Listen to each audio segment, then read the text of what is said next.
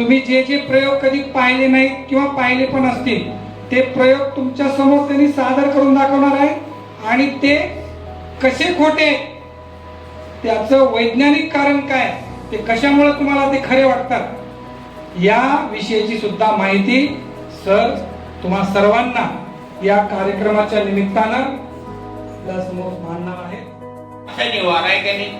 शनिवार काही वेगळा असतो का, रविवार काही वेगळा असतो का? पण माणसाच्या मनात अंधश्रद्धा आहे. अरे बापरे आज शनिवार आहे, अरे बापरे आज अमावस्या आहे. तुम्हाला माहित आहे का छत्रपती शिवाजी राजांनी शिवरायांनी बहुतांशी किल्ले अमावस्येच्या रात्री बाजूला मध लावायचं आणि ते पान नेऊन कुठं लावायचं? महादेवाच्या पिंडीला. तुमचं लेकरू 10 वर्ष जरी नापास होत असलं तरी ते पास होणार. मला सांगा, तुम्ही परीक्षेमध्ये तुम्हाला अधिक मार्क मिळवायचे असतील तर महादेवाच्या पिंडीला बेल लावला पाहिजे का अभ्यास केला पाहिजे?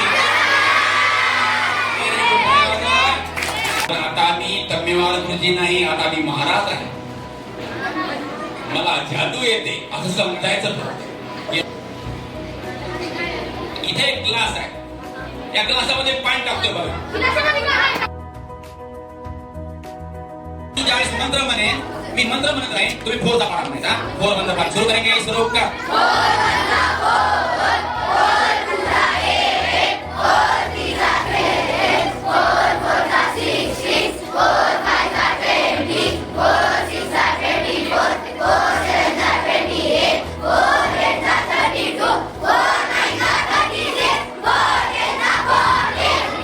बघा सर काय झालं, काय ऊस लावायची काय गरज आहे? बघा बघा काय तयार झाले सर?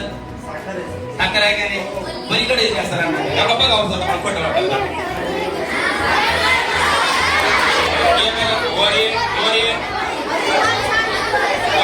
तू दररोज अभ्यास करतेस, जेवता रडत नाहीस, मग कशी एवढी जाड आहेस?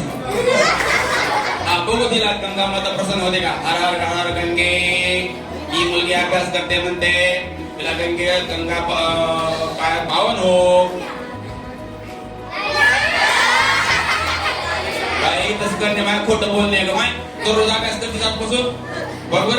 लंडी करायची नाही, खोटं बोलायचं नाही. तू जर दररोज अभ्यास करते म्हणली तर अभ्यास करतेस? हा नाही करते म्हणायचं. हा आता बघूया अभ्यास कर. हॅलो हॅलो गंगा माते,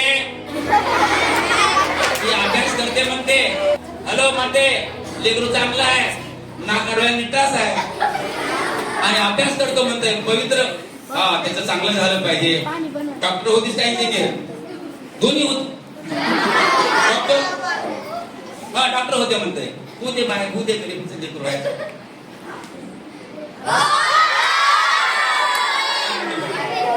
अभ्यास करायला दररोज काही दुई आहे बोल होणारी. बघा ते मंत्र वगैरे असं काही म्हणत नाही का? तुम्हाला माहित आहे 1 2 3 4.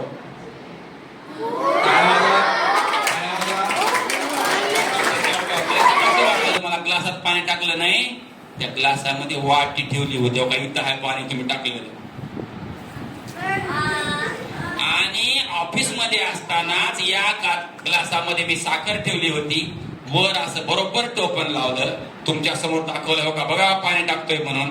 आणि तुम्हाला 4चा पाडा म्हणायला लावला.